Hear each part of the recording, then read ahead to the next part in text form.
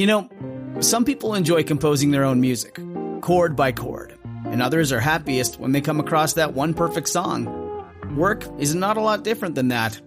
Whether you prefer building your own workflow or using a pre-made template, with Monday.com, you and the team can work in a way that's comfortable for everyone. Tap the banner to go to Monday.com and build your own amazing workflow, or find an awesome template. No judgment.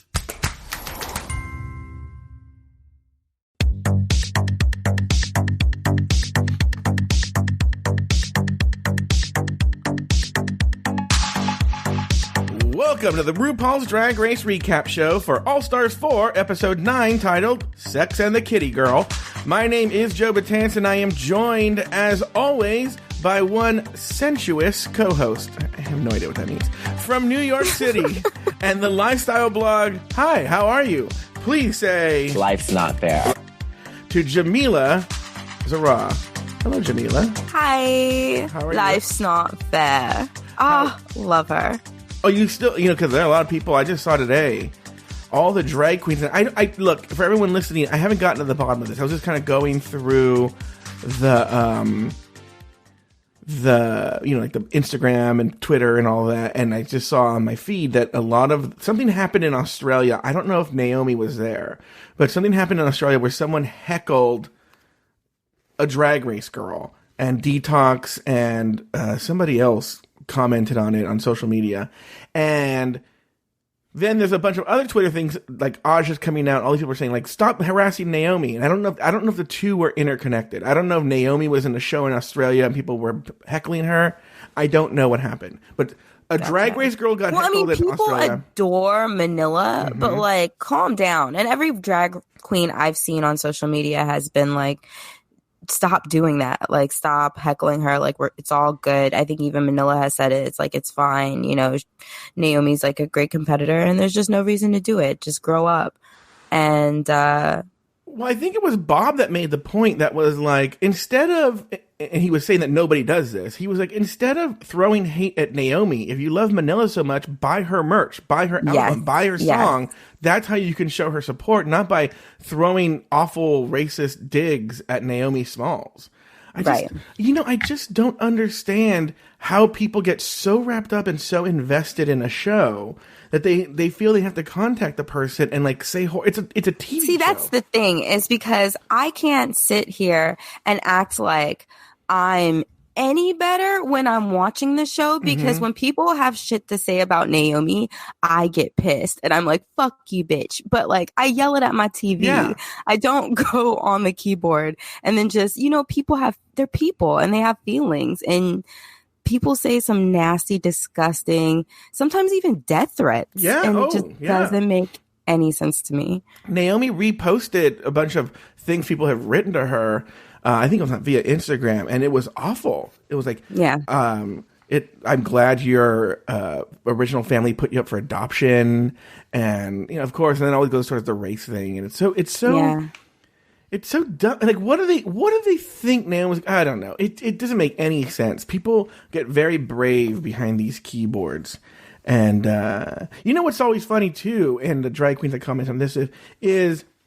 If the drag, I don't know if you've ever seen this, but if the drag queen or the personality actually confronts the person, they back down so quickly and become such a stan. They're like, yes. Oh my gosh, I can't believe they actually said something to me. I love you. Oh my God, I was just throwing shade. I love you. Heart, follow me. And you're like, what?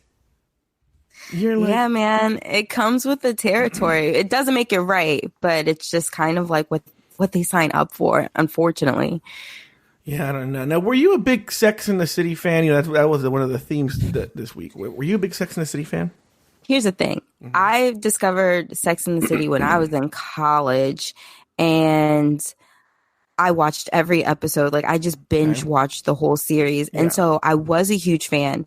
But with time, as I've grown up, it's become so dated. The writing is still incredible, but like I remember watching that one episode that made me cringe, where it was like Samantha was dating a black guy and his sister didn't like her, and they just made his sister out to be this super villain, and it didn't make any sense to me. And it was like the way that they wrote people of color just as a woman of color just doesn't sit right with me. And the movies were terrible. That show should have ended after the series was over. They're like not even having Sex in the City anymore. They're just married and like, also it'd be kind of, and look, I'm not doing any kind of, it's going to come off as like age shaming or something, but I'm not. But like Kim Cattrall is well into her 60s now. Which is why that part of this episode was so funny. Yeah.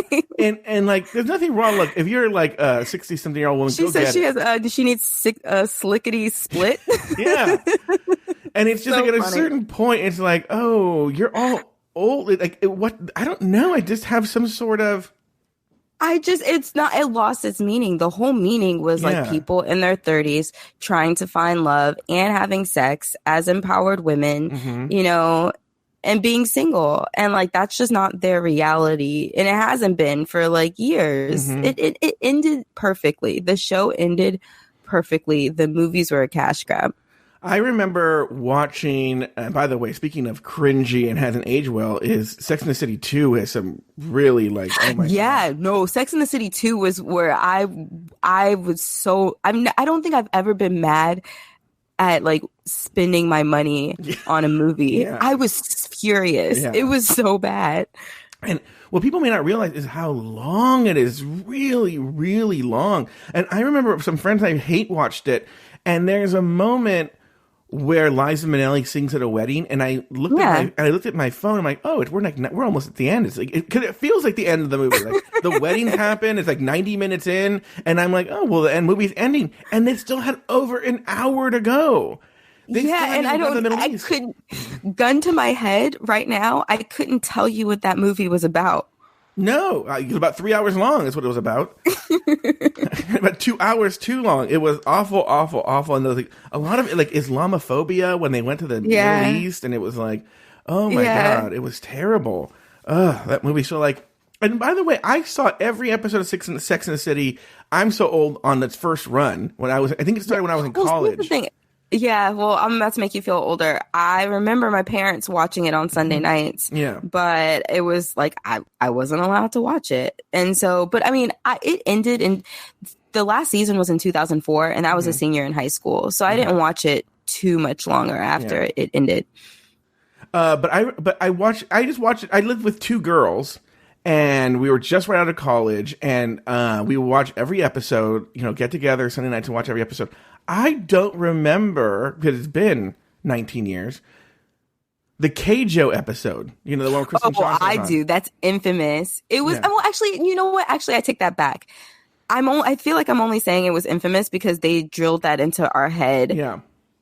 In this episode, in this Drag Race episode, they were like, "Oh, the infamous Keijo where she falls out the window," and I'm like, "Oh yeah, I do remember that episode very strongly," but I don't know if everybody finds it memorable. Fill us in. What happened? I don't remember. Okay, so there was a girl that Sarah Jessica Parker and Samantha Jones all knew back in like the early 90s. And she was a party girl, and I think she was an heiress, and she was having a party for some reason. It was like to celebrate something, and she got really drunk, like just super drunk, and was just like so fed up with the party, was just like, I don't even want to be here anymore. And at one point she was just like, I need a cigarette. And she like opens it, or she starts smoking a cigarette, and they're like, oh, you can't smoke that in here. And she's just like, I could do what I want, and like opens a window to like, let the air out. And then she goes, I'm so bored, I could die. And right as she said that, she slipped out the window. Oh my God. I think I vaguely remember now that you say that. And that happens at the end of the episode? That's the big... Yeah. Oh, okay. Yeah. And then they were like, her last words were, I'm so bored, I could die. And then she like, her heel like tripped or something, and she fell out the window. And how did the girls... Go ahead. Sorry, what? I thought the only reason they were bringing that character back was because the lady who played her, who is a famous actress, she was the lady who was on Third Rock from the Sun. Kristen Johnson. I thought they were... Yeah, Kristen Johnson. Yeah, so I thought they were going to bring her as a judge. That's why I was confused when it was Felicity Huffman. Which is funny, because I think she's been a judge in the past. Right. I think she has been a judge in the past. Yeah, that would have been funny if they would have had her as a judge, or even like what's the other Kristen's name? That's why they called it Keijo. Kristen, the one that plays Davis. Kristen Davis. Like, yeah, what is she doing? I don't know. And I thought it was funny that they had to refer to them by their like real names. Oh, I know. They never mentioned Cynthia or what Miranda and I forget Carrie, Miranda, Samantha, and I don't think they ever mentioned them. Charlotte, they never mentioned them by name. Yeah, I'm sure there's some sort of weird. They do that a lot because I'm currently recapping Drag Race Thailand right now with a friend. Have you watched this Drag Race Thailand, by the way? I have not. Okay. Where do I watch this? Okay, you know what's so funny? I'm gonna tell you. I'm gonna get back to this in a second, but let me make this point because then I can close the loop. Is there's a drag queen on there named Jaja. And you're like, okay, whatever. Her name's Jaja, right? Mm-hmm. But then they let it slip. That's all they call her. They let it slip. You hear another character say that later in the episode. But her full name, which they never say on the show, is Jaja Binks. I'm like, oh, that's kind of amazing. Oh, that's terrible. Yeah, I love that. Okay, so I love horrible drag names. But wait, is the Thai show, is it in English or is it in Thai? It's in Thai. Okay, but here's the deal. So, in theory, you can watch it totally legally for free on Wow Presents, and you pay the $3 and $3.99 a month, and you get all this other horrible drag content that is not worth watching or paying for. But what's funny is that the show on Wow Presents, because I was watching that one, the subtitles aren't as good.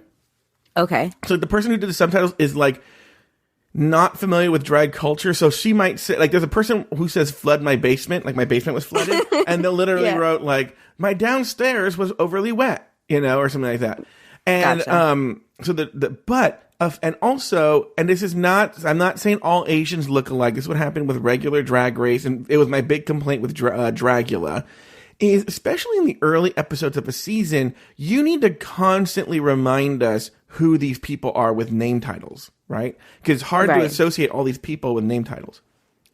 And they don't do that on the Wow Presents one, but a fan on YouTube, and it's still up, it's been up the whole time, they've taken the episodes, they've put their own subtitles, they speak Thai, and they get the drag references, so they get Sashay Away and Fierce and Flood My Basement. And also, every time a drag queen appears on screen, they'll put a title, all out Drag Race, who that person is. Okay. So it's much easier to follow on YouTube. Just look up Drag Race Thailand Season 1, Episode 1. And this show is crazy. It's so good. It's like, how is their actual drag? I've only seen one episode so far because we're recapping, but from what I've seen, it's very out there. It's really hard to explain. And it reminds me a lot of sort of the fun and free spirit of like seasons 1 and 2 of Drag Race. It has kind of that feel.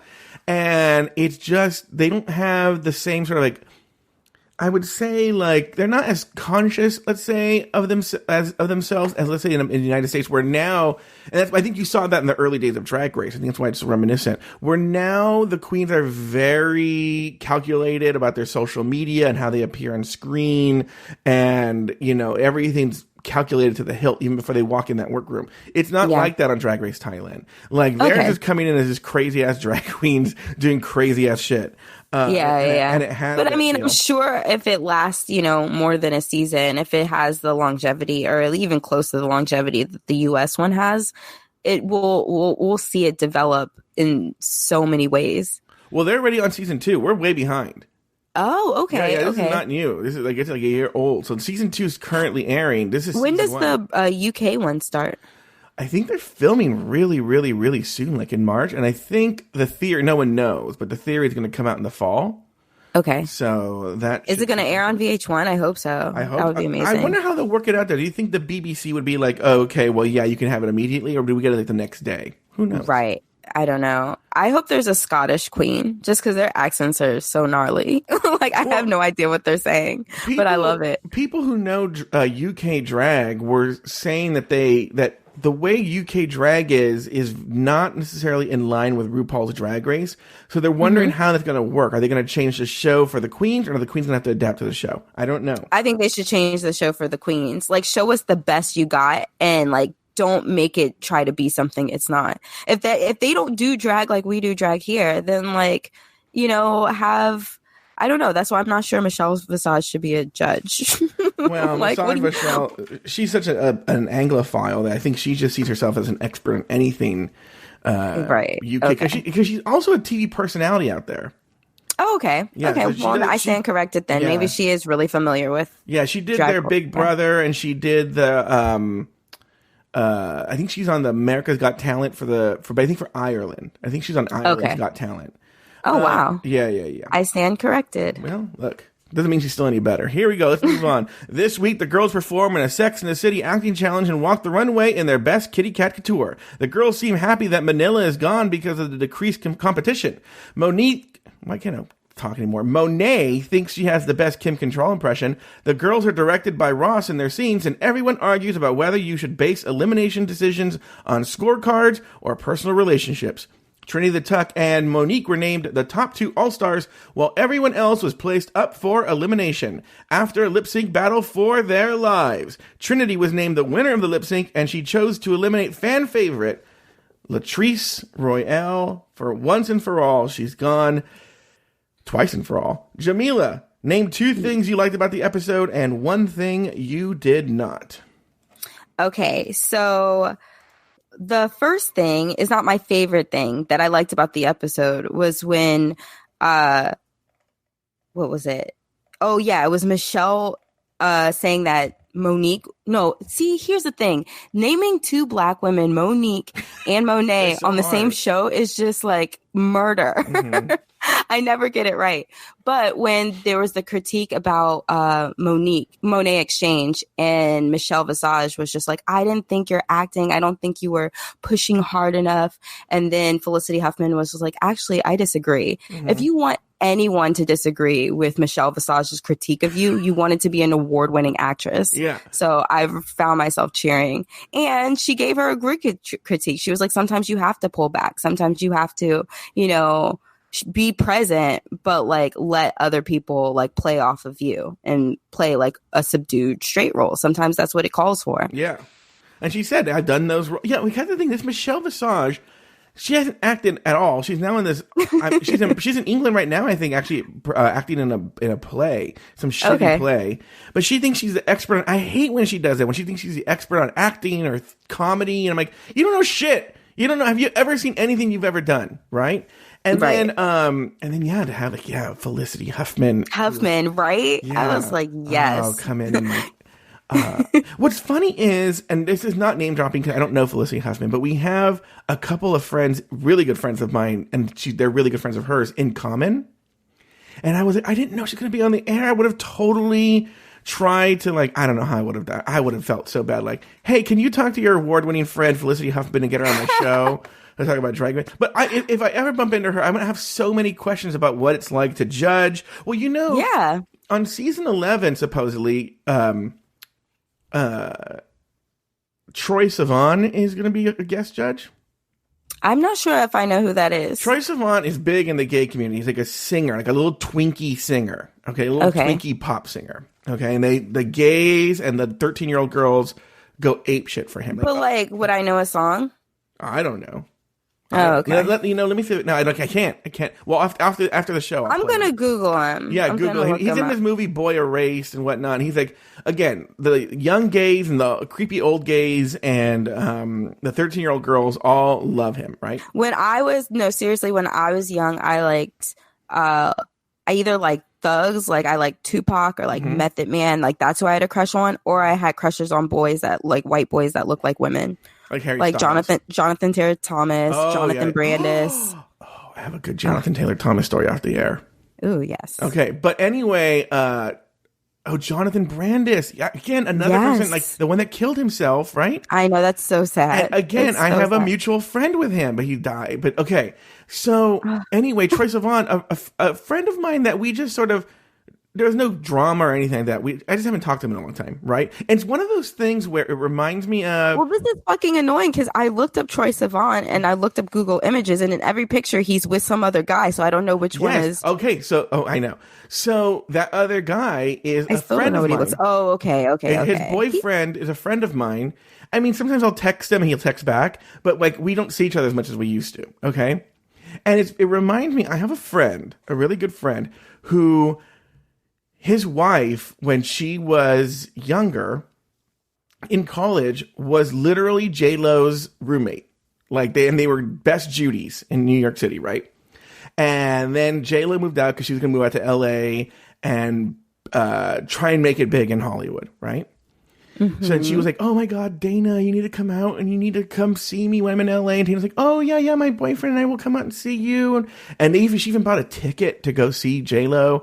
And then like she and the boyfriend had like a nasty breakup and she just didn't fly out and she didn't even tell J-Lo. She just sort of flaked and she felt guilty, right? And then J-Lo, announces everywhere that, oh, I'm a fly girl on In Living Color, right? And so my friend's like, you know what? I don't want to be that friend who's like, well, now that you're on In Living Color, I'm going to reach out and try and make amends. She goes, I'll just wait till that dies down, and then I will reach out. Then, like, immediately she gets Selena, right? And she goes, okay, after that, and it just kept escalating to now it's been, 20, 30 years, 25 years? I don't know how long it's been. And now she and J-Lo just don't talk. She doesn't talk to anymore, right? And that's kind of how I feel about my friend Jacob. Like, I'm really good friends with Jacob. We were really good friends, very tight.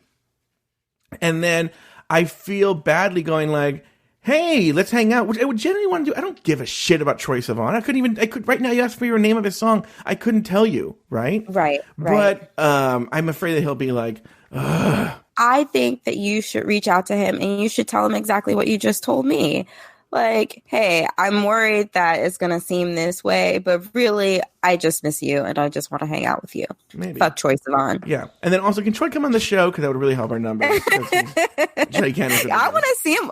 If we do the show, we have to do it where we turn the cameras on because I need to see his face. He's actually beautiful. You know what's weird? And this is really, really weird. I've never had this happen. Is they're very, in the weird young girl, young gay community, they're like the Benifer or the, what was the one with like all the different like names? Like they're super Brangelina. Yeah, Brangelina is perfect. They're like the Brangelina of those people, and like people make like fake like fan fiction about them, and there's like whole like what's that Japanese art with the young boys that the Japanese girls make about young gay boys? They're putting them in all that stuff.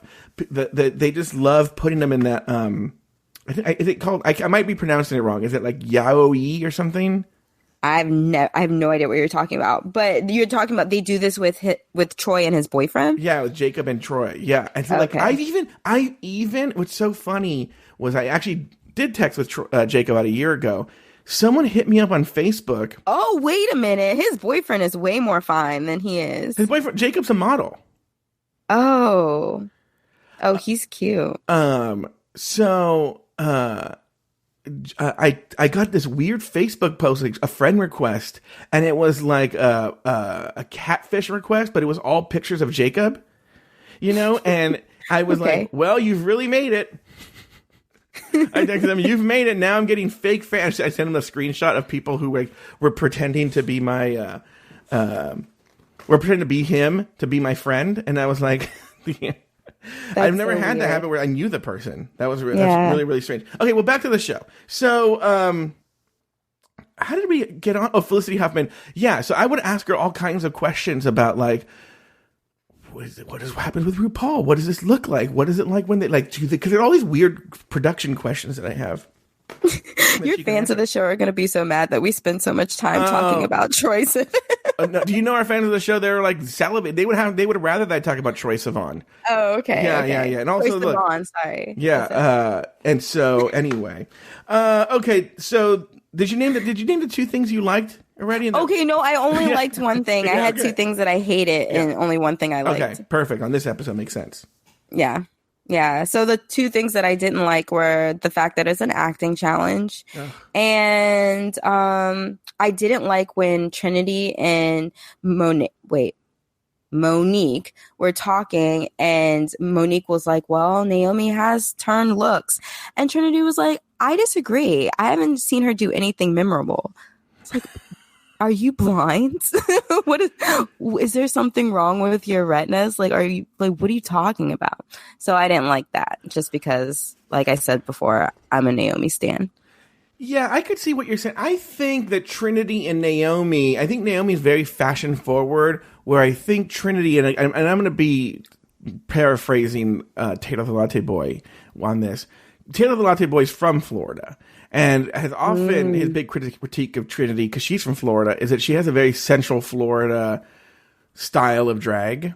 And I think she has that like old school Central Florida way of doing drag, and Naomi's very fashion forward. I think those two are so in Trinity's world. And I think Trinity, though, I am a fan of Trinity's like fashion. Like, as much as I don't, and here's the thing, I remember saying to like a friend recently when we were talking about Drag Race that I love Latrice's personality and I love who she is like as a queen, but I hate her looks. Girl. I just want to give her like inject style into her, a fashion sense. But I feel the opposite about Trinity. I love the way Trinity looks sometimes, especially in this lip sync. Oh, I love that silhouette. So I like the way Trinity looks. It's just that she's not likable to me. No, at all. What? You just changed the thing I hate now. I'm changing it. Okay. Yeah, because you just reminded me of something. Okay. And did you name both things that you hate? Yes. Okay. Here we go. I'm going to stick to them. I'm going to say two things I liked, one thing I didn't. Maybe I might switch it up. The one thing I liked. I'm even trying to figure out if there's anything I liked in this episode. If anything, at its best, this episode for me was mediocre. You know, I didn't think a fan messaged me on social media and was like, "This is the worst episode, worst 5 episodes ever in the history of the show." I don't know if I'd go that far. It moved very quickly. Just very uneventful. Yeah, and well, whenever you have fewer drag queens, especially on All Stars, it gets that the episode before, the penultimate episode, is typically pretty uneventful. Because I think last year, and it seems to be, I think, wasn't All Stars 3 when they did the horrible Bridesmaids one? I think it's at this stage, too. I think it was, yeah. But here's the thing, my question is, like, of course there have been, you know, drag queens who have acted. RuPaul has acted in so many movies, and you have Shangela and A Star Is Born. But like the acting challenges themselves, like where do they come from? Because like this is not something that in drag, when you go to a shows that you do, they do just act out scenes. No. I think in the early days of the show, this is all speculation. In the early days of the show, when they did these acting challenges, there are little plays. This is just, again, for the gay history nerds out there, I'm just speculating. I'm just, armchair speculation here. I have gone to little plays you can see that are drag plays. Like I remember I saw Mommy Queerest, which is really campy and really funny. Okay. So maybe sometimes there's these drag shows that are like campy parodies of gay icons, And so that's like, maybe it was rooted in that. And so it was, I think when the show was in its earliest stages, when it was a campier show, the acting challenges were played into that a little bit more. As the show has evolved and become a little bit more refined, the acting challenges seem so much more out of place than they did like seasons 1 through 4, let's say. Because the acting challenge is no different than like Hot in Tuckahoe in season 4, but it worked then. And now it doesn't. Also, it's just, for me, I felt like there were funny parts to it, when you see the edited version, but it was so long. Like, then they had the clown part. I was like, when is this ending? No, that's the thing. I think a lot of these Drag Race writers are frustrated comedy writers or something, and so they're doing this very campy, over the top, really like on the nose humor that I think works in maybe a club, but I don't know. It's getting more and more painful every time to watch. More and more painful every single time to watch. I don't know why. Maybe then bring in other people to write it. I don't know. I don't understand the acting challenges. They're awful. The girls are, and that's why I don't always blame the girls, because I just think the material is terrible and they don't know how to play it. And I think that's sort of the subtle shade that Felicity Huffman may have been throwing. She was giving real advice. Like, sometimes you're just that character. You're the straight person who, and by straight, I mean like who's the not funny person that funny people can play off of. And then you just play that role and you realize that's what I am. But I think it's also like the role was kind of shitty and you just played it the way it was written. And it's just a shitty role with shitty jokes and you played it the way you got it. And There's nothing you could really do with that. They didn't. That's what happens when you get Charlotte. Yeah, how do you write funny for Charlotte? I mean, Charlotte was funny, but it was like, in circumstantially, in certain situations, like the way she reacted to things was funny. But like with that particular script, I don't know what else Monet could have done. Yeah, there really wasn't much Monet could have done. Even though Monet did say she was laughing herself hysterically. Yeah, but I do agree with what they were saying about Naomi and her Sarah Jessica Parker. Like, she just didn't really me. What was she doing? We'll get to that when we get to that. Okay, so the one thing I liked, I'm going to say I was very whatever about RuPaul's look until someone on Reddit posted she was recreating a look from the 90s, a very famous photo of RuPaul from the 90s. The look is almost exactly that outfit. And nice. And so it was an homage to that famous RuPaul photo. And I was like, oh, that how nice is it that enough time can pass where you can do an homage to yourself? You know what? I'll tell you what, it's been over 20 years or so. And she looks like it's been 3 years. And she looks fantastic compared to how she looked in 1996. Okay. And then I'm just going to cheat a little bit and do one thing I didn't like. Well, first of all, I'm going to with you. I'm going to throw in a bunch here. This challenge was horrible. I didn't like it. I didn't like the runway challenge. I didn't like the acting challenge. I didn't like anything, right? But look, I had my problems with the runway challenge, okay? You didn't like the outcome or you didn't like the idea? I didn't like how most of the girls saw it. Right. In other words, I would have done it, I think more in line with kind of what Michelle was wearing. Oh my God. That's another thing that I did like. Michelle looked amazing. Yeah. She went like Catgirl and Catwoman. Yeah, Catwoman. But like Eartha Kitt style. Yeah. But this dress that Latrice Royale wore. It had elephants and giraffes. And I was like, wait a minute. And the print, I don't even think was like cat print. There was one lion on it. I saw a lion. When she came out, I was like, oh, this is, to quote Tatiana, a choice. Yes, like, what a specific choice. Yeah, and you told me, wait, but like from what I understand with the runway looks, they know those looks ahead of time and they brought them there. In fairness to Latrice, they don't get the exact runway looks. They get these vague ideas. So like Kitty Cat Couture might be called Jungle Kitty, let's say, or but the word cat was in it. There must be, because a lot of them showed up as cats. So but if you're going by your theory, what if Monet was thinking, what if she was thinking, oh, well, if it's like cat, I'm themed, or I'm gonna be a mouse. I don't know, because I don't know how it was named for this one, but it's never the exact theme. Okay. It's never Kitty Cat Couture. It's like it had like this vague idea. It's enough for you to get. It's supposed to be a cat, and then they get more than they're going to use. So they'll get, let's say there's, in this case, 10 looks. They'll be told to bring like 20. And right, because that's why Manila had that period dress that we never got to see, and she had a backup dress. Yeah, exactly. Or on the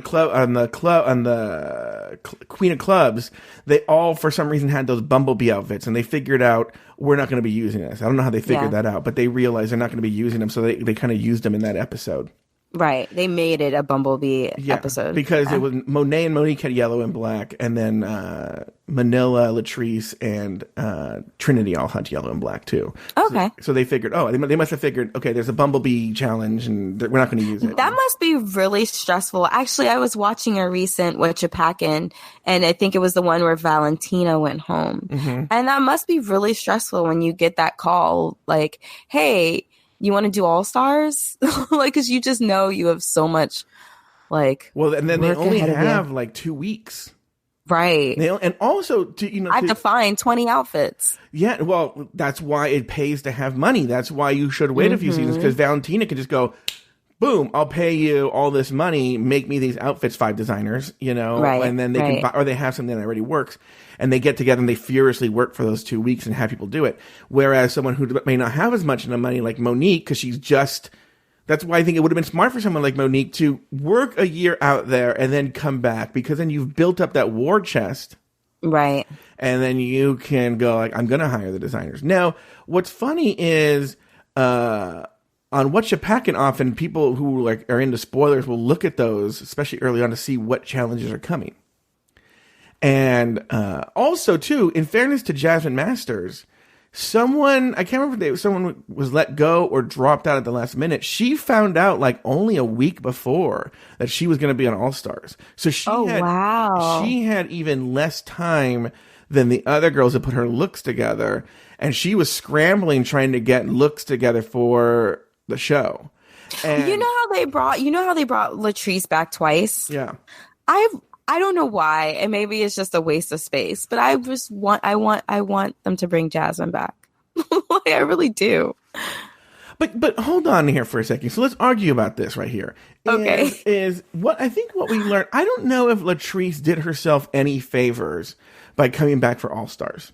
Right. Because you think the same thing might happen where she's just going to come back and just do just as bad and she could have stayed home.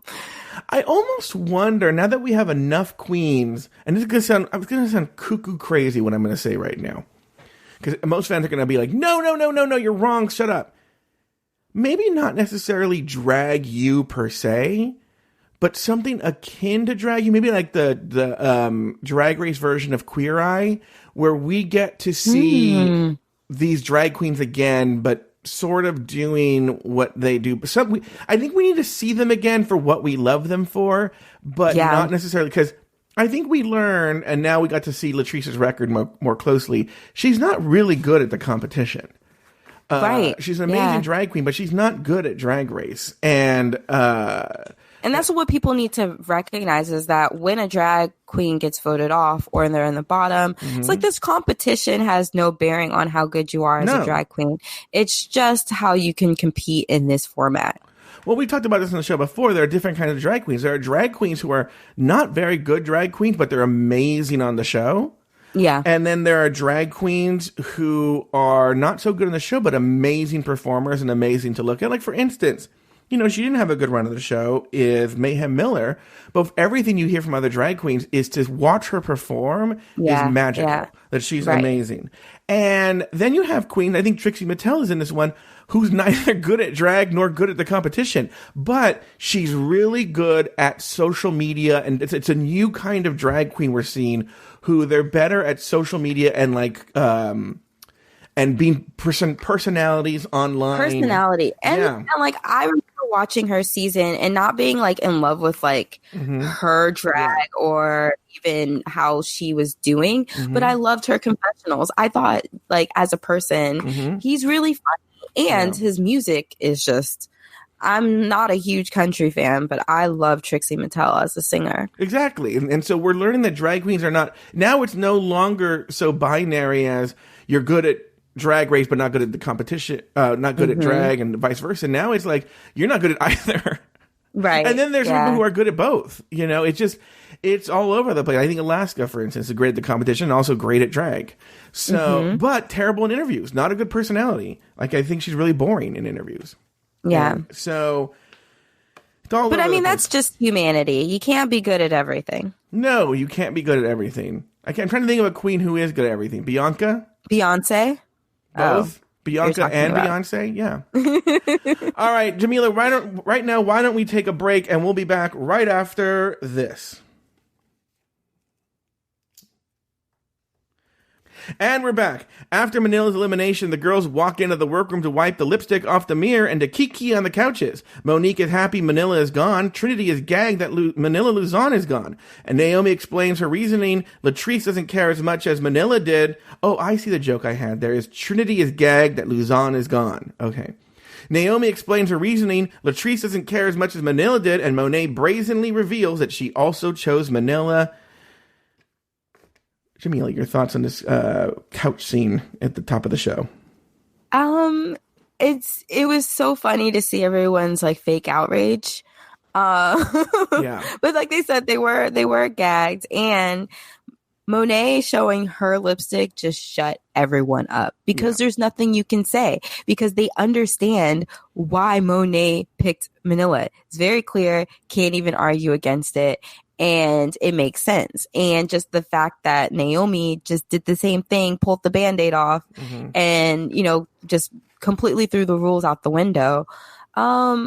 It just, though, I feel like the drama of last week where it was just like, oh, how dare you? I feel like it's just kind of deflated in that opening scene.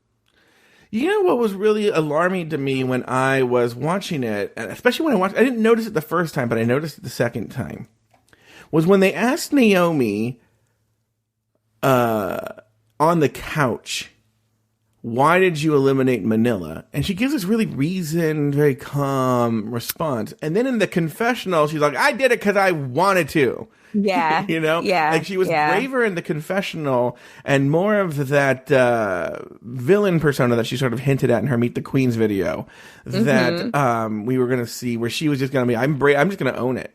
I just did it because I wanted to. Which is what I wanted more of. I wanted more of that. And the fact that she was just like, well, you know, Latrice saved me last week and I felt indebted to her. I don't even think that's true.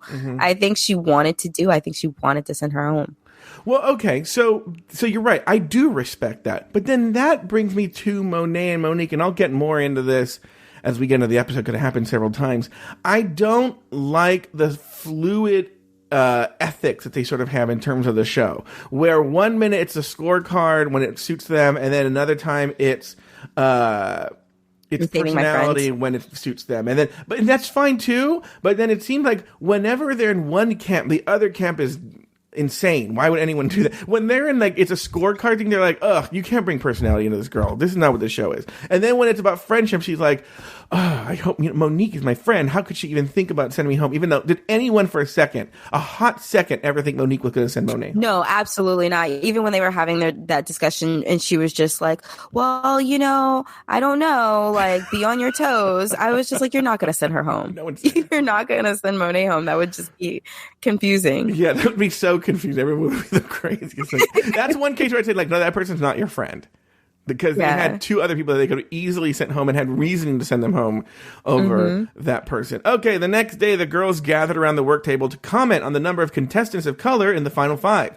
Just then, RuPaul entered the workroom to announce this week's Maxi Challenge. It's a Ru Hollywood Story Acting Challenge. This time, the film is Sex and the Kitty Girl 3. RuPaul lists all of the characters and announces that Naomi, as the winner of the challenge, will assign the roles. I didn't put this in the script, but it's a mockumentary showing sort of the behind the scenes of a failed attempt and based on the real event of trying to make Sex and the City happen, the third one over the summer. But Jamela, we move on. On the couch, Naomi peruses the script and makes some decisions about the casting. She chooses the character of SJP, Sarah Jessica Parker, for herself.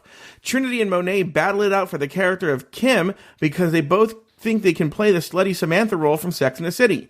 They decide to settle who gets the role with rock, paper, scissors battle. In the end, Trinity won the Rochambeau contest and got the plum role of Kim. The other roles played out as follows. Kristen was played by Monet, Cynthia was played by Latrice, and Keijo was portrayed by Monique. Jamela, your thoughts on the concept of the challenge? I think you talked a little bit about this, and your thoughts on especially, what did you think, too, of that conversation at the work table before Ru came in about... This is the blackest finals I've seen aside from, like, the NBA finals. Like, it's amazing. And I haven't been watching the show very long, but it was just, it's very cool to see.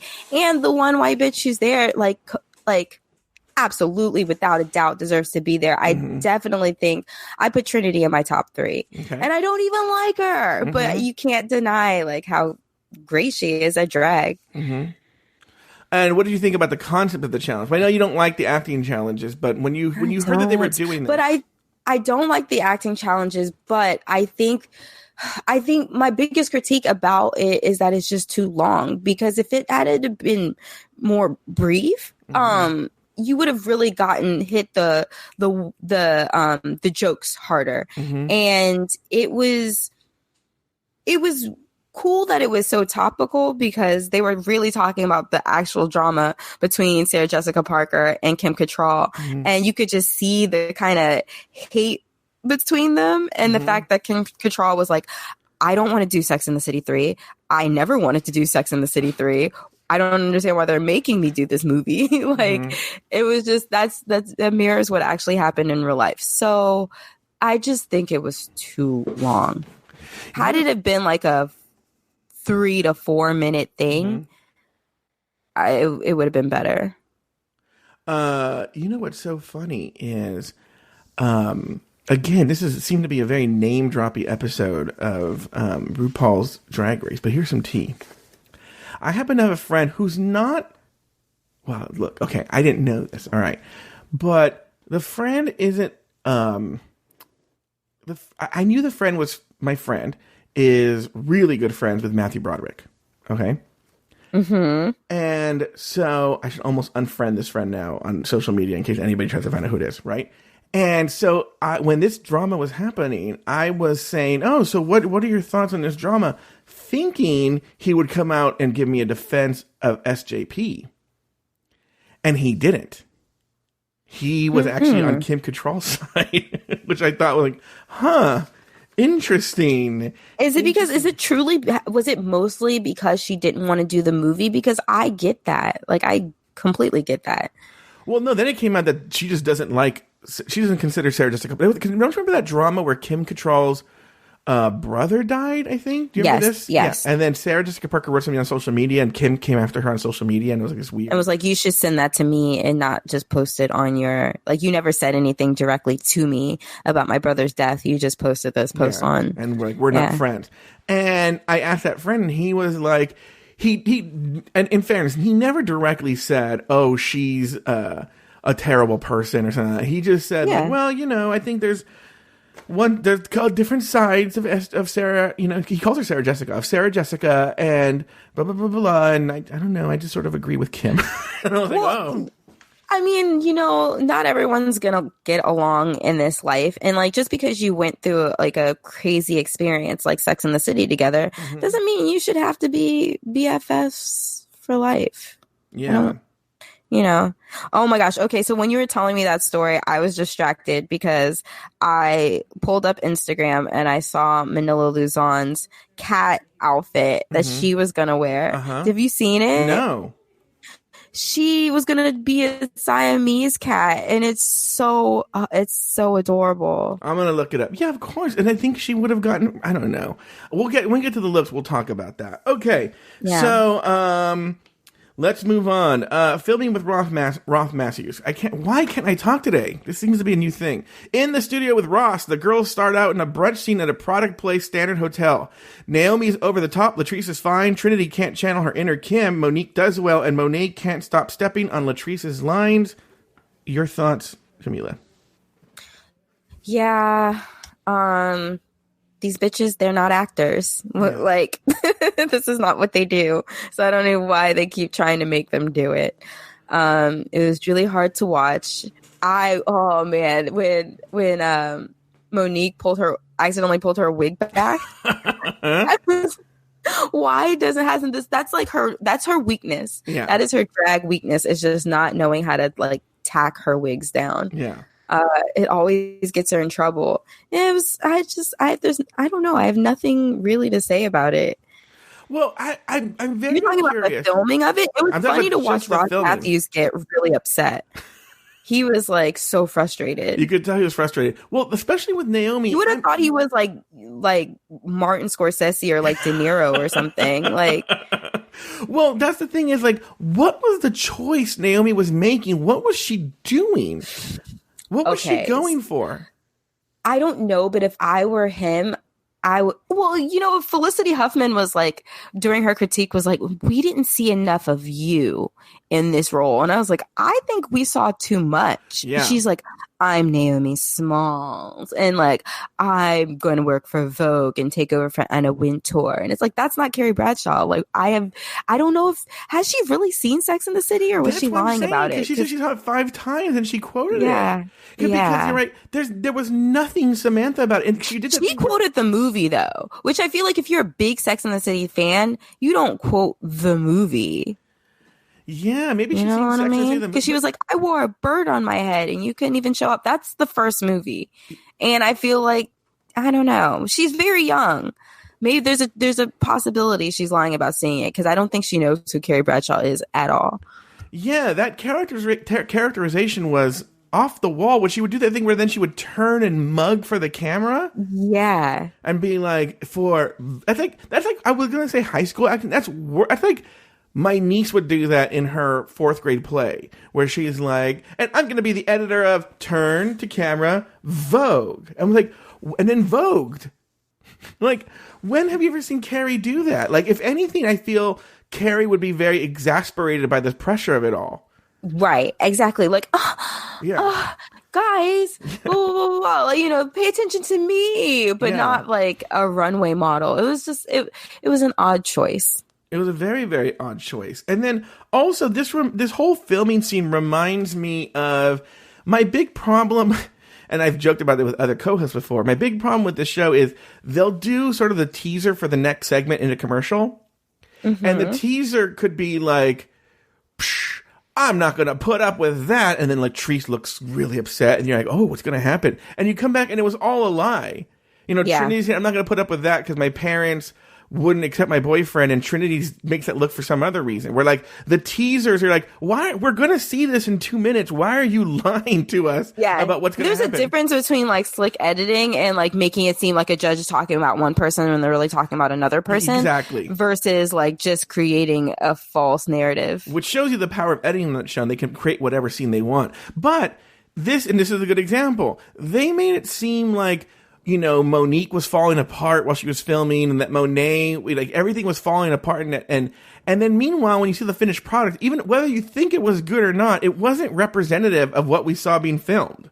Yeah, well, right. And the thing is that everybody was criticizing I'm so bad at this.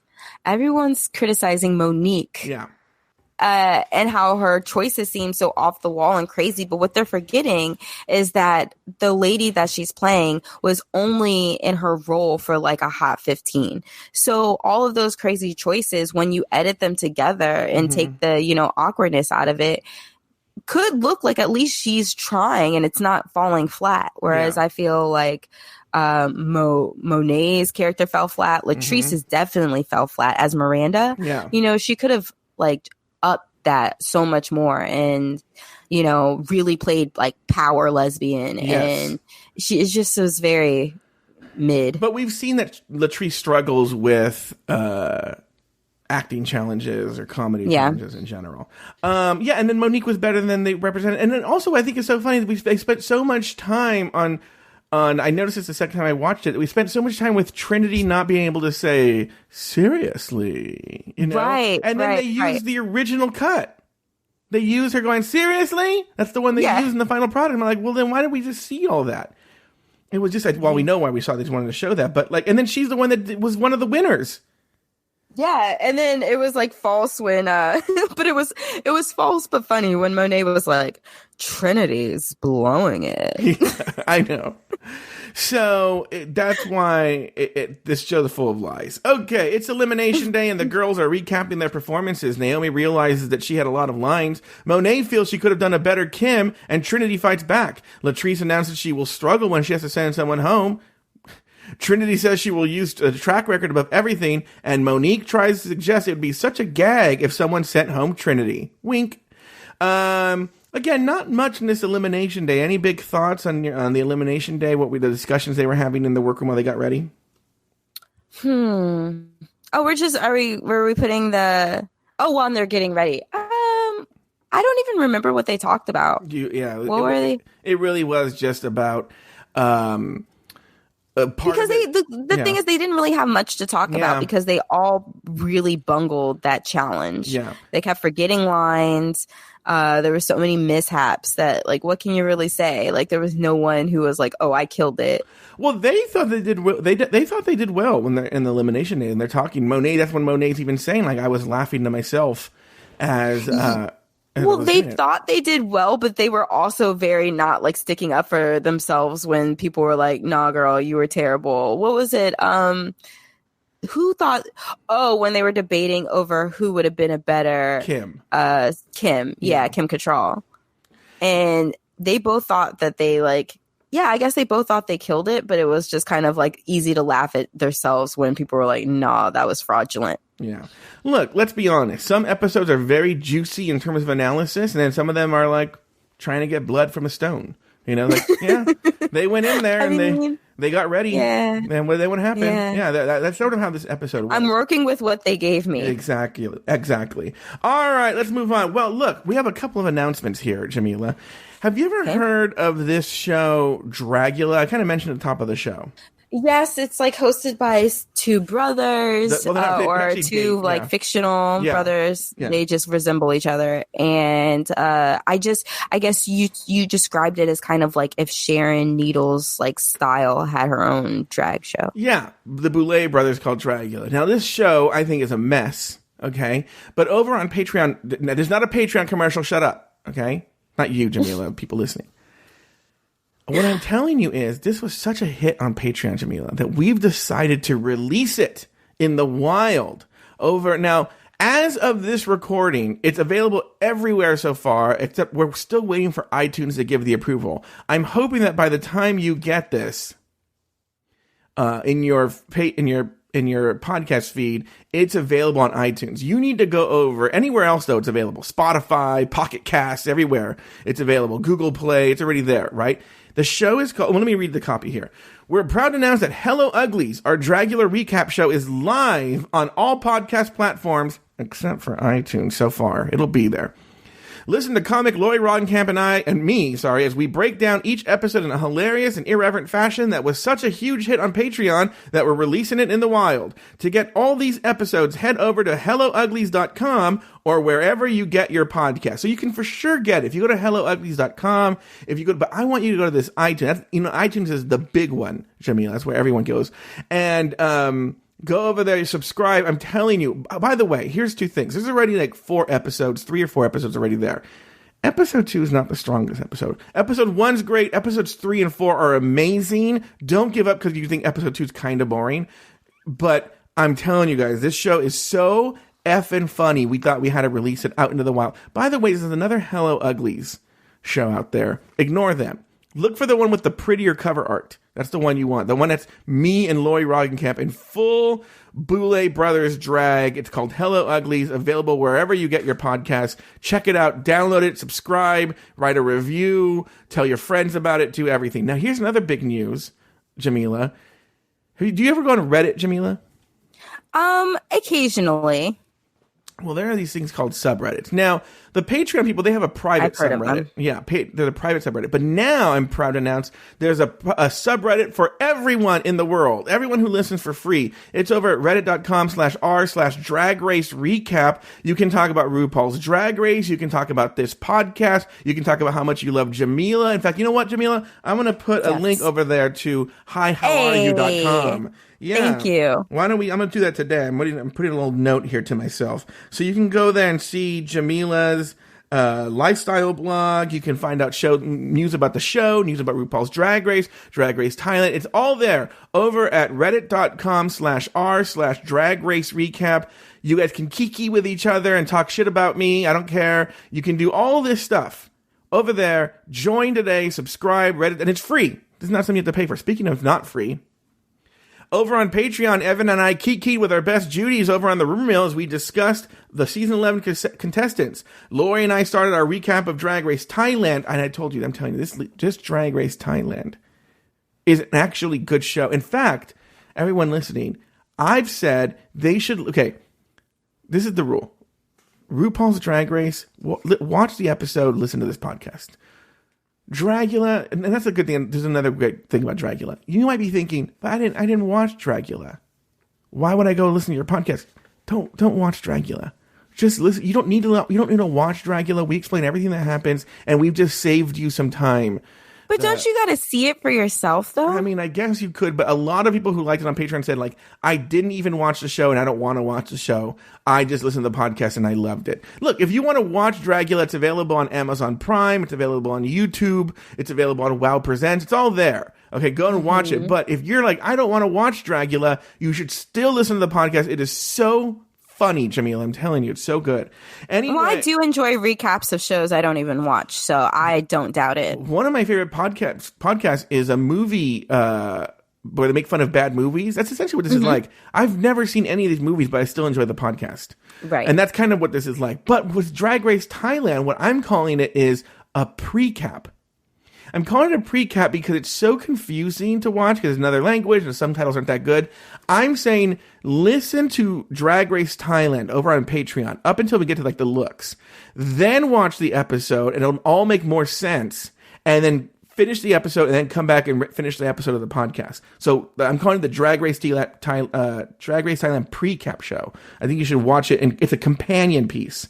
Where is my copy? You are the hardest working. I know. I swear to God. Living room based podcast host. I know. Well, you got to make a living. Ever. We also launched our first episode of Open Mic, a new feature where we pilot new podcasts created by burgeoning queer podcasters. So if you're on Patreon, if you're on Patreon and you have a podcast you've always dreamt of doing, you already have it, whatever stage it's in, we're an incubator for new queer podcasters. Let me know at dragracerecap@gmail.com. We will feature it on our new feature Open Mic, and all of our Patreon supporters will then get a chance to check out and subscribe to your new show if it's a queer show. Also, that I'm looking forward to. Yeah. That sounds really cool. I went live on the air for Patreon supporters and gave a first response to this episode immediately after the East Coast airing. And not only that, Patreon supporters get this episode early. Yeah, they're gonna get like 24 hours early. They're gonna get this episode. To reap all these benefits and more, head on over to patreon.com/dragracerecap to join at the $3 level. That's right. That's patreon.com/dragracerecap. Now, Jamila, let's take a break and we'll be right back. And when we come back, we're gonna talk about the looks. And we're back. Okay, let's talk. Are you ready to talk about these looks, Jamila? I am ready. Okay, I have a lot. I generally don't have a lot of thoughts about the looks. Today is different. So the theme this week was Kitty Cat Couture. Okay, so I'm actually, you know what? I should have pulled up the looks. But while I'm doing that, did you have any general thoughts about the looks? Yes, I think that you either got the challenge or you didn't. Mm-hmm.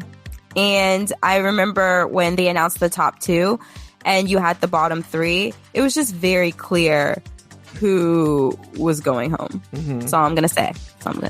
And you felt the same way here too. Yeah. Okay, so let's take a look here. The first one down the runway was Trinity the Tuck.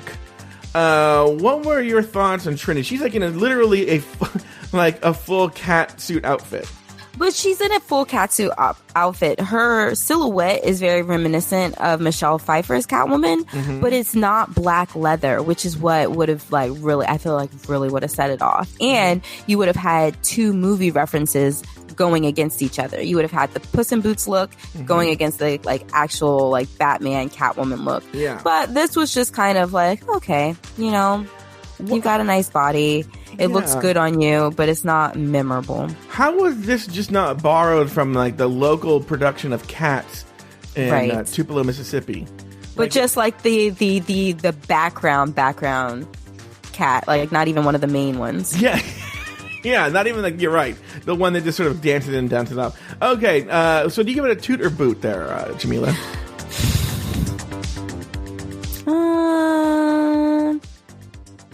I don't know. I feel like it wasn't bad, but I'm gonna give it a boot.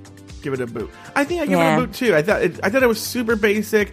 Maybe I don't know what a step above Party City is, but it just seemed like very costumey, something you would rent at a costume contest. Something that I would consider an expensive costume, but for her, no. Yeah. All right, here we go. Next up is Monet. Why is there sound now? So, Monet Exchange. Your thoughts on Monet Exchange's outfit? Monet Exchange's outfit was just the most confusing thing I've ever seen. Like, if Latrice's looked bad, Monet's just looked confusing. Like, why are you a pink mouse? Do you think, and I think maybe RuPaul and her joke kind of nailed it, do you think she was doing the Pink Panther, maybe? Oh, maybe. Oh, yeah, because he has round ears, too. Yeah.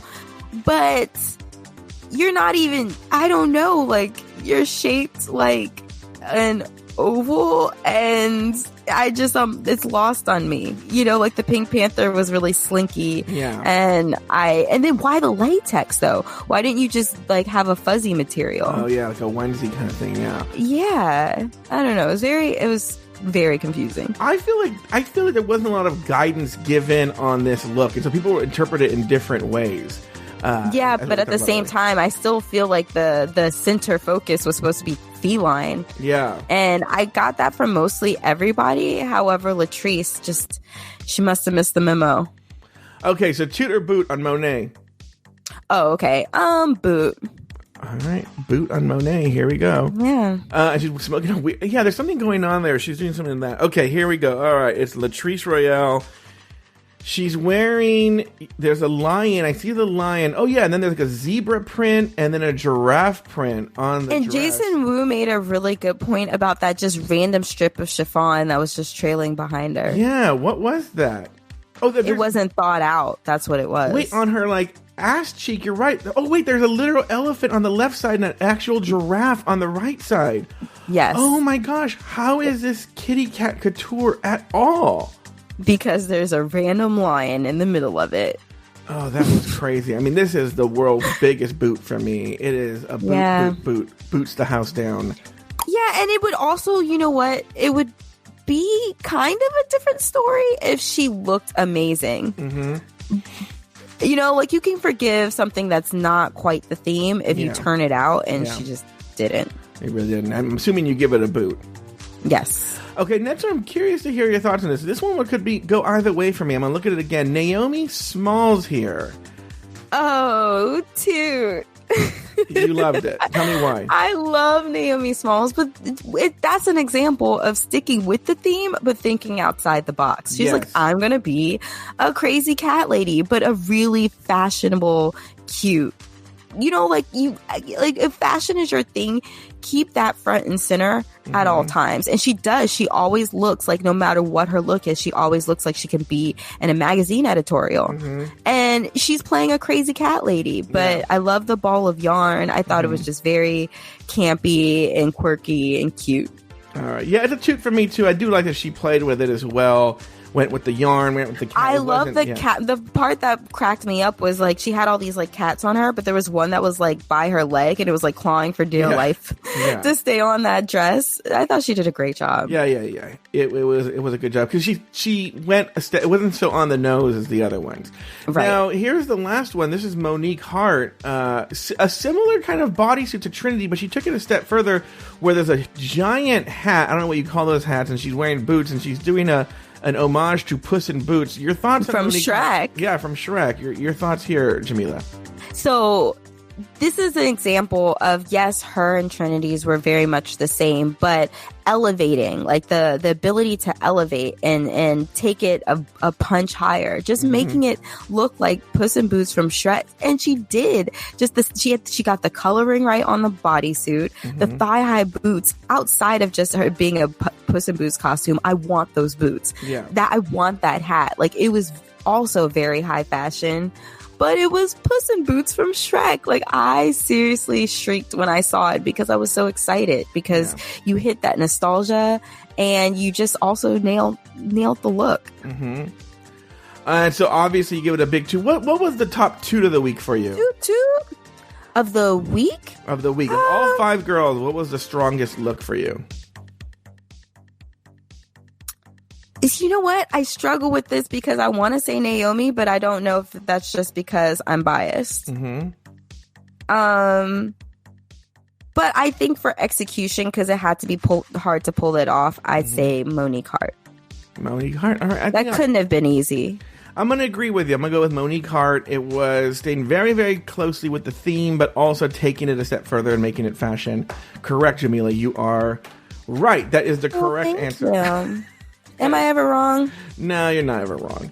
All right, here we go. Back on the main stage, the reviews were generally positive for the... Oh, no, we have to talk about the Rue Hollywood story. Your thoughts on the Rue Hollywood story, the finished product. Did you laugh at all? Yes, I did. I laughed a couple of times, but that's what I'm saying. Like, if it was just like, you cut that in half and just had the 3 jokes that I laugh at be like the major punch lines, you know, and then it's like, okay, we get it. You know, like we understand the storyline of them feuding, Sarah Jessica Parker and Kim Cattrall, and how this is a behind the scenes look. We get the storyline. Everybody kind of got their highlights in, but the fact that it dragged on too much is what killed me. The clown, and we didn't even get to see them film the clown thing. I was like, why is this happening? Yeah. Well, someone commented on social media that, you know, it seems like every Drag Race acting challenge involves a pie and fighting. Yes. A lot of pies thrown in RuPaul's Drag Race. Because I think RuPaul likes that kind of silly, dumb humor. And I think they still use it. It's like a very slapsticky thing, like Marx Brothers thing that, like, I just don't think works now. Well, also, especially if it was organic, it would. But it seems always shoehorned in. Like, you could have ended the scene... you know, right there at the Standard at the brunch, but it was just like, then we went to this. If in fact, you're right. There was a pie and a fight in the judge, Michelle Visage judge. Yeah. Where they were in like people's court. Yeah. There's always some sort of like fighting and pie. It always, cause that's their cheap way of ending. They don't know how to get out of it. But you know, what's so funny is, I was actually going to do treat it the same way I treat the other scenes and go like, this is what happened in the story. But really, there was no story. The story was essentially that they were eating brunch. They each said a random statement that had nothing to do with anyone was talking about. And then Naomi announced that she was up for a Vogue position at, the editor-in-chief of Vogue, which you would think that's not, if we're the editor-in-chief for Vogue, are you just casually dropping that at brunch? Well, here's the thing. That's what didn't make the most sense to me is the fact that what I did like about the scene was that they were making it Sex and the City 3, the movie, and you're supposedly catching up on what the girls are up to. But for a second there, it wasn't what the girls are up to, like their characters. It was like their actual personalities. So Kim Cattrall was like, I love sex, but I'm old and dry now. And then Kristen Davis's was, I'm woke Charlotte now, and I care about social justice issues. And then Miranda's was, I'm Cynthia Nixon, and I'm actually running for office. But then with Sarah Jessica Parker, I'm the editor of Vogue. Like, yeah, that didn't really make any sense. Is Sarah Jessica Parker really involved with Vogue in real life? Like, it just, there was no, if anything, I would have been like, oh, I'm like, I got married and I divorced big and now I'm married to a Broadway star, and, you know, like make it kind of coincide with people's real lives like they did with the other characters. I see what you're saying. You're right. They didn't do that. It was very sloppily written. It did, and that's the thing is, like, if you think about it, the whole story is SJP is now, you're right, her real life, SJP is now up for the job at Vogue, then somehow gets it, and then she chooses the theme for the Met Ball, and then they're all clowns. Right, which makes no sense because that has nothing to do with Carrie Bradshaw or like Sarah Jessica Parker has a line of shoes. Yeah. Making that be her main point is like, oh yeah, you know, like now I sell shoes and like I hawk it everywhere. Like that could also work for Carrie Bradshaw too. Because Carrie Bradshaw wasn't a fashion writer; she was a sex writer. That's right. Name Sex and the City. Why she was a sex writer who was extremely fashionable and just a label whore. Yeah, but she didn't write about fashion. Why would they say like, "Hey, you used to write about fucking people. Why don't we make you the editor-in-chief of Vogue?" Good point. I don't know. Yeah. It didn't make any sense, and it was not. It was just like it reminded me of like children talking. You know, like when children talk, they're all saying different things, but they're not listening to each other. That's sort of what it felt like. They're just going to say their lines, and then Kim Cattrall, that was actually kind of funny when she just left a post-it that said, I can't do this, I hate you. That was kind of funny. And then Monique's entrance of her falling down and getting up, that was kind of funny too. And then Monique was really funny, but then like, why would they make that the scene if they had 5 girls and they didn't know what to do with the? I don't know. It was all very hodgepodge. It wasn't very good or interesting. I didn't really care for it. All right, back on the main stage, the reviews were generally positive for the girls in the challenge. There is some disagreement about Monet's performance, but everyone except Naomi gets high marks. Trinity and Monique are named the winners of the challenge, leaving the other 3 girls up for elimination.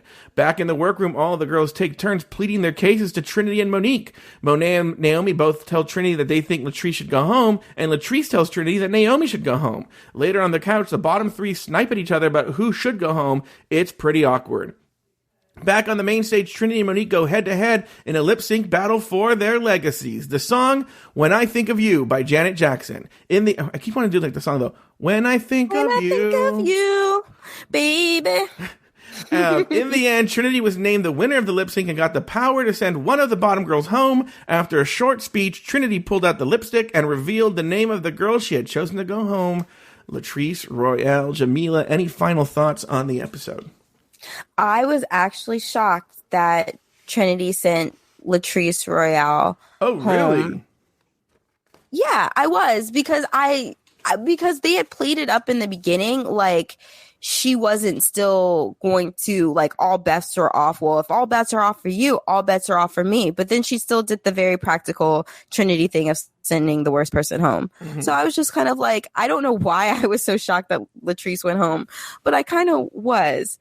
The other thing that stood out to me about the end of the episode was just how I knew Trinity had something up her sleeve, and I knew she was going to do an outfit reveal, and her outfit reveal compared to Monique's was just miles and miles ahead. Like, I want that bodysuit, that pink bodysuit with the big puffy sleeves. It looks so good. And she is really, with these lip syncs, like cementing herself as, you know, someone who deserves to be in the competition and someone really who's a star. I don't care how Central Florida she is. You know what's so funny is, okay, so I have a couple and I don't even like her. It's like, I know you keep saying that, but you praise her over and over again.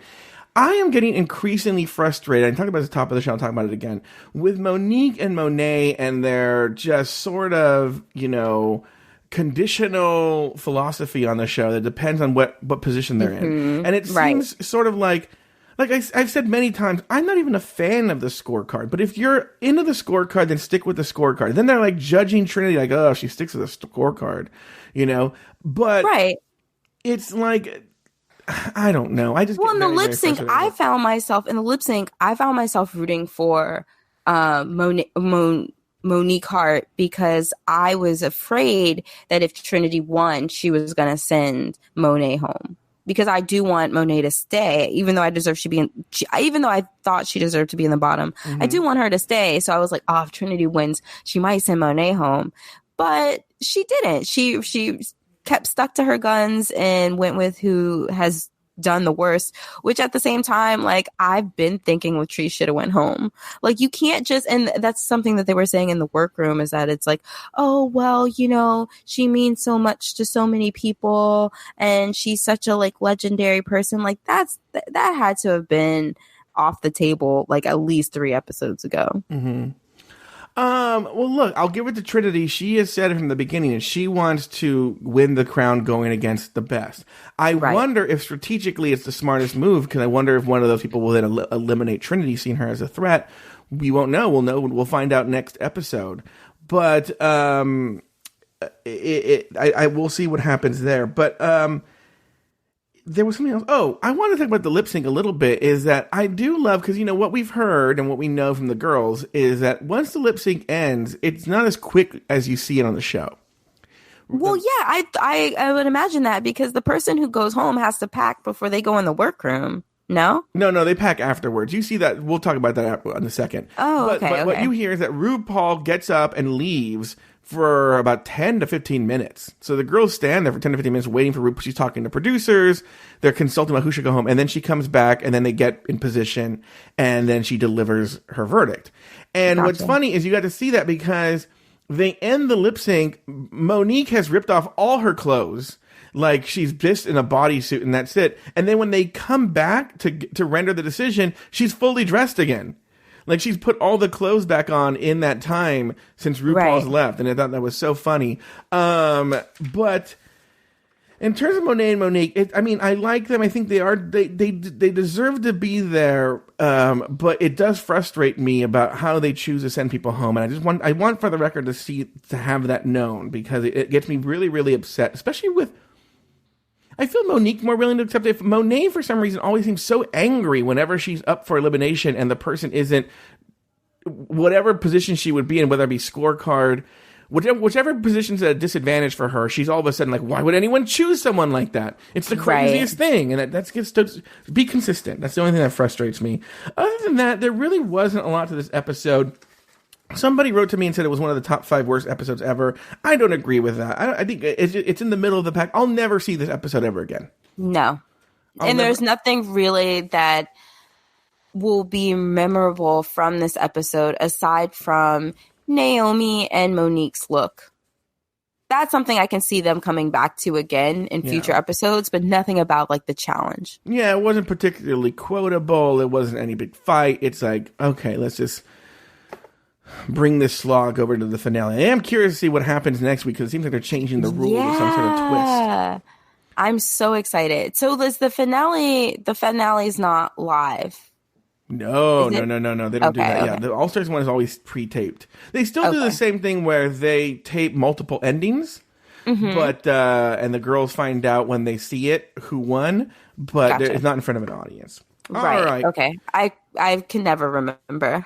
Yeah. No, it is hard to keep track. All right. Well, that concludes this week's episode of RuPaul's Drag Race Recap. Be sure to join us next week for the season finale of All Stars Season 4. So for Jamela Zahra and myself, sashay away.